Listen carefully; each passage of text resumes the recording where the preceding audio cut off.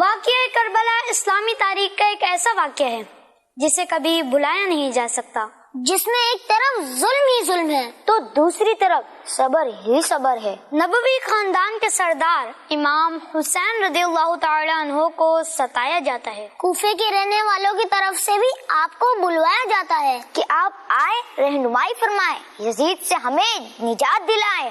امام حسین رضی اللہ تعالی عنہ مکہ شریف سے چل پڑتے ہیں، پرچم اسلام بلند کرنے ایک سفر طے کرتے ہیں، مگر افسوس اہل کوفہ ساتھ چھوڑ دیتے ہیں، آپ سے منہ موڑ لیتے ہیں۔ اللہ اللہ، امام حسین رضی اللہ تعالی عنہ جیسے اللہ کے ولی اور کربلا کی تپتی زمین، چھوٹے بچے بھی ہیں، با پردہ خواتین بھی ہیں، بیمار بیٹے کے ساتھ بوڑھے لوگ بھی ہیں۔ لشکر یزید مقابلے لشکر امام علی مقام ہوا، ظلم و ستم کی آندیاں چلی، شہادتوں کا سلسلہ ہوا، اور یوں یہ قصہ ہوا۔ ہمیں یہ تو پتا ہے کہ کربلا میں کیا ہوا تھا، پر ہمیں یہ نہیں پتا کہ اس واقعے سے ہمیں کیا سبق ملتا ہے۔ کیوں نہ امیر اہل سنت سے اس بارے میں معلومات حاصل کریں۔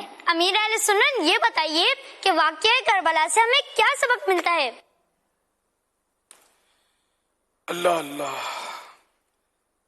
واقعہ کربلا ہمیں قربانی کا درس دیتا ہے، حق پر ڈٹے ہوئے رہیں یہ پیغام دیتا ہے کہ باطل کے آگے یعنی حق کے خلاف جو ہو اس کے آگے کبھی بھی سر نہیں جھکاتے۔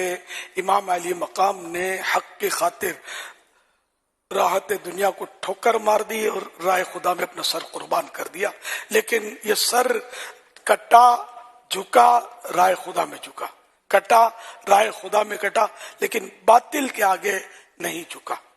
تو یہ ہمیں درس ملتا ہے کہ جب کبھی ایسا موقع ہے تو ہم صرف حق بات کریں اور حق کا ساتھ دیں اور باطل کا ساتھ ہرگز نہ دیں۔ واللہ تعالی اعلم ورسولہ اعلم عز وجل وصلی اللہ تعالی علیہ وآلہ وسلم۔ صلو علی الحبیب صلی اللہ علی محمد۔ جان دینا گھر لٹانا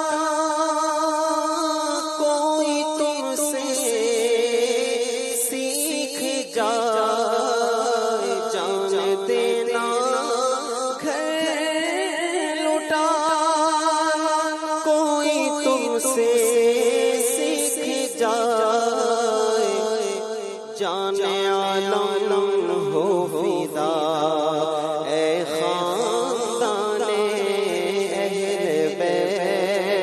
جان